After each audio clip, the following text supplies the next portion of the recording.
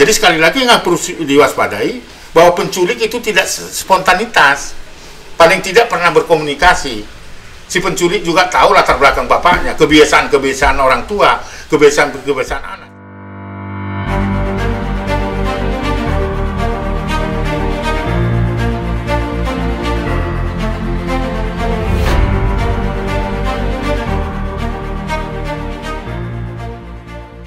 Halo sahabat anak Indonesia, saya Nia, balik lagi di Ngobras, ngobrol bareng Bang Aris. Nah, kali ini kita akan ngobrol terkait kasus penculikan. Nih Bang, jadi di Bandung ada kasus penculikan Bang, dan ini terjadi di bulan Desember tahun 2020. Anak ini usianya 9 tahun. Gimana ceritanya itu? Ceritanya gini Bang, inisialnya K, 9 tahun. Lagi sama ayahnya di salah satu rumah makan. Terus guru private-nya dateng, bilang ngomong ke ayahnya mau beliin baju nih buat anaknya. Terus dibawa dan gak dibalik-balikin lagi sampai akhirnya ditangkap tanggal 23 Januari di kota Medan. Nah, menurut pengakuan dari pelaku, kalau dia itu ngambil anak itu ke Medan karena dia sayang Bang sama anaknya. Anak ini usianya jenis kelaminnya perempuan dan pelakunya juga perempuan. Nah, tanggapan Abang terkait kasus yang baru saja terjadi di Medan ini apa Bang? Iya, gini nih ya. Jadi penculikan itu ada beberapa tujuan dan modus ya. Tujuan pertama ada yang balas dendam, ya. Anak menjadi sandera, gitu ya. Lalu kedua penculikan ada untuk adopsi ilegal karena ada pasangan suami istri membutuhkan anak dan sebagainya. Tetapi ada juga yang tujuan penculikan itu dieksploitasi secara seksual dan ekonomi. Jadi dipekerjakan di restoran, di perkebunan dan sebagainya. Itu peristiwa-peristiwa penculikan untuk tujuan-tujuan tertentu itu. Dan lokusnya bisa diambil dari rumah. Tadi kan itu sebenarnya hubungan emosionalnya, komunikasinya kan karena si guru itu kenal dengan anak karena dia adalah guru private dan orang tuanya juga kenal dan sebagainya. Itu lokus yang pertama. Lokus bisa juga di rumah, di sekolah, di hadapan rumah, di tempat bermain dan sebagainya. Itu yang perlu diwaspadai. Nah, apa yang terjadi yang kau ceritakan tadi yang terjadi di Bandung itu sudah masuk dalam kategori eksploitasi. Apapun alasan dari si guru private itu kenapa harus dibawa ke Medan misalnya kan?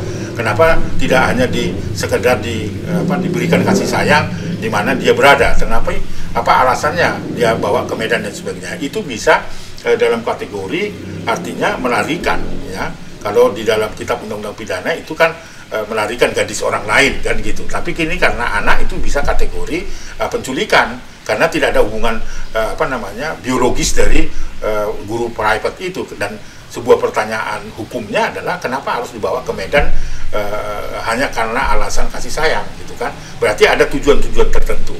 Jadi itu yang harus diwaspadai di Indonesia. Tapi kan anaknya nggak kenapa-napa Bang. Betul, tetapi kan itu sudah membuat resah orang kan.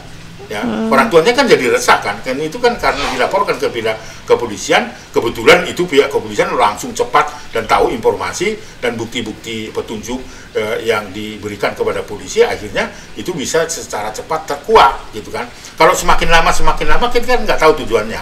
Oleh karena itu saya kira penyidik akan mencari latar belakang sesungguhnya yang dilakukan oleh guru private tadi. Jadi itu, menurut Abang bukan kasih sayang nih yang dilakukan guru private ini? Saya kira bisa saja secara emosional seperti itu, tetapi kan itu akan meresahkan. Dia kan harus sadar betul akan meresahkan ayah atau keluarga dari anak yang dibawa pindah dari Bandung ke Sumatera Utara. Itu kan jarak jauh, ada apa gitu dan sebagainya.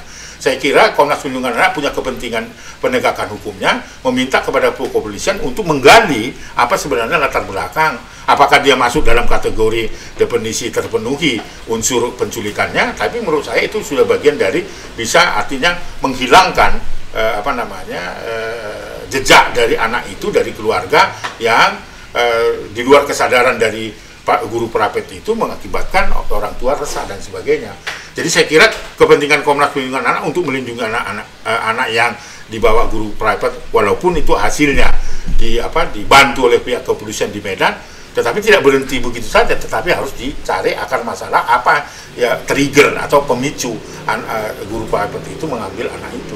Kan gini Bang, guru private itu kan udah kenal nih sama pihak keluarga korban. Nah terus artinya kan berarti orang tuanya percaya, oh udah kenal nih sama keluarga, sama guru privatnya, makanya mau dibeliin baju nggak apa-apa, diajak pergi. Jadi waspada apa yang harus dilakuin orang tua atau masyarakat kalau misalnya ini orang dikenal tapi mau ajak anak kita pergi, tipsnya apa Bang kira-kira? Ya jadi gini nih ya, jadi harus diperhatikan. Tadi kan saya katakan lokusnya itu bisa lingkungan rumah, sekolah, tempat bermain dan sebagainya. Umumnya penculik itu ke dalam kategori tanda petik penculik atau orang yang ingin melakukan pelanggaran terhadap anak itu, katakanlah ya apa yang terjadi di Bandung itu selalu paling tidak pernah berkomunikasi, pernah berkenalan dengan orang tua dari anak itu. Lalu anak itu pernah berkenalan, paling tidak berkenalan kepada calon-calon penculik itu. Jadi ini yang harus diwaspadai. Jadi penculikan itu tidak serta-merta datang, saya datang ke RT 1, baru datang situ ada anak-anak langsung saya culik. Itu akan membahayakan penculik itu karena dia tidak akan nyaman ketika itu misalnya dibawa ke satu tempat.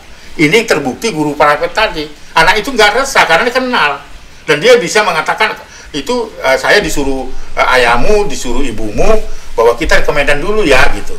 Jadi sekali lagi nggak perlu diwaspadai bahwa penculik itu tidak spontanitas, paling tidak pernah berkomunikasi. Si penculik juga tahu latar belakang bapaknya, kebiasaan-kebiasaan orang tua, kebiasaan-kebiasaan anak. Jadi ketika dia akan melakukan penculikan, dia tidak berat. Jadi jangan dibayangkan penculik itu spontan, itu akan menyusahkan penculik itu karena anak itu akan menangis, akan meninggal, begitulah, akan berontak. Tetapi kalau dia komunikasinya itu bisa saya disuruh ibumu loh, artinya pernah berkomunikasi, paling tidak berkenalan, waspada di situ. Nah Bang, sebelum kita lanjut mungkin kita bisa minum dulu Bang, sebentar Bang. Boleh minum? Iya boleh dong Bang, ini kita dapat kiriman dari salah satu netizen. Gitu. Kopinya, kopi lain hati, punya, kalau nggak salah ini punya Karidin Ekawati deh. Oh iya. Terima kasih ya buat netizen yang udah kirim, kita nikmatin dulu. Hai. Terus apa lagi nih? Nah Bang, kira-kira ada lagi nggak Bang tips yang bisa ngebuat orang tua tuh nggak gampang gitu main nyerahin anaknya ke orang lain Bang? Penculik itu, yang kategori penculik itu paling tidak dia pernah berkomunikasi kepada orang tuanya. Itu yang terjadi di Bandung toh, guru private dan sebagainya. Supaya apa? Supaya ketika itu dibawa keluar dari kekuasaan orang tuanya, dia tidak terbeban, anak itu akan menangis dan sebagainya karena bisa saja berkomunikasi, nggak takut lagi itu si anak itu dan sebagainya. Lalu kemudian paling tidak anak itu juga pernah berkomunikasi kepada si pelaku. Nah itu yang harus diwaspadai kan. Yang kedua tentu dalam diri anak itu sendiri, ya. Dalam diri anak sendiri itu orang tua harus setiap hari mengajarkan kepada anak berani mengatakan tidak terhadap bujuk rayu dan pemberian orang lain yang tidak dikenal, walaupun mengaku bahwa dia kenal dengan ayah ibunya. Itu tiap hari harus diajarkan, berani mengatakan tidak, menolak apa yang diberikan orang yang tidak dikenal, gitu kan. Lalu ketiga, ajarkan kepada anak setiap hari ketika dia dalam posisi terjepit, dia bisa menggigit atau berteriak dan berlari.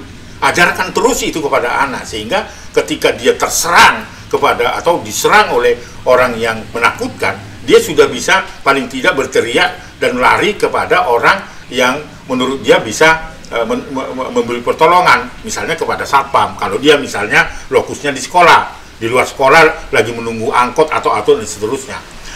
Tip-tip seperti itu harus diajarkan tiap hari. Jadi artinya juga kepada anak itu diberikan bekal bagaimana anak yang tadi berani mengatakan tidak pada pemberian orang lain, apakah pemberian boneka, ajakan dari si pelaku dan sebagainya, itu harus setiap hari didengungkan, terus diajarkan kepada anak agar anak ketika menghadapi persoalan yang dia dengar dari orang tuanya atau dari keluarganya, dia cepat sekali bisa menghindar dari praktek-praktek penculikan itu. gitu loh.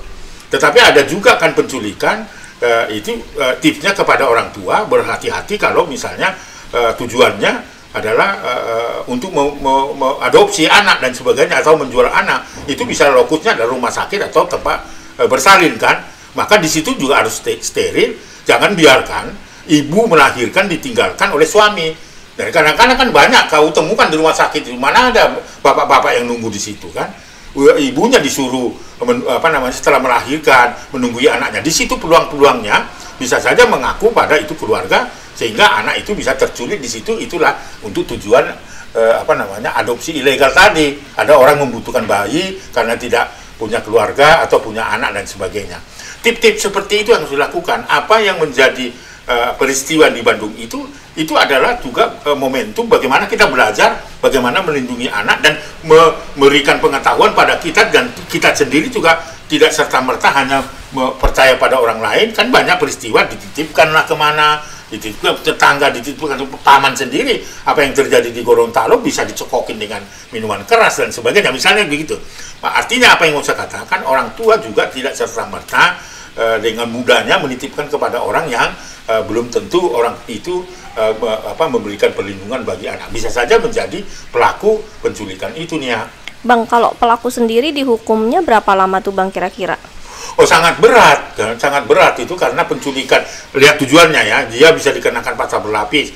Apa tujuannya? Untuk adopsi ilegal, apakah untuk diperdagangkan untuk perbudakan seks, apakah untuk dieksploitasi, bekerja di jalanan, atau di restoran dan di tempat yang lain yang bentuknya eksploitatif misalnya. Itu tujuan-tujuan itu. Maka dia bisa dikenakan bisa 15 tahun penjara maksimal ya, minimal 5 tahun. Kalau misalnya unsurnya itu dengan sengaja dan perencanaan, ini bisa di atas 15 tahun. Jadi hati-hati bahwa kalau unsur penculikan, definisi penculikan itu terpenuhi, maka dia bisa diancam maksimal 15 tahun, bahkan bisa ditambahkan dengan hukuman yang sifatnya berlapis. Nah Bang, terima kasih nih Bang atas obrolannya, dan tips yang Abang berikan itu sangat bermanfaat nih untuk para orang tua di luar sana. Gimana caranya kita tetap terus harus mengajarkan kepada anak-anak untuk berani mengatakan tidak terhadap orang yang tidak dikenal.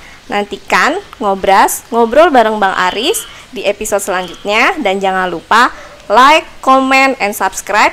Jangan lupa juga nyalakan loncengnya. Salam anak Indonesia. Anak terlindungi, Indonesia maju. Dadah.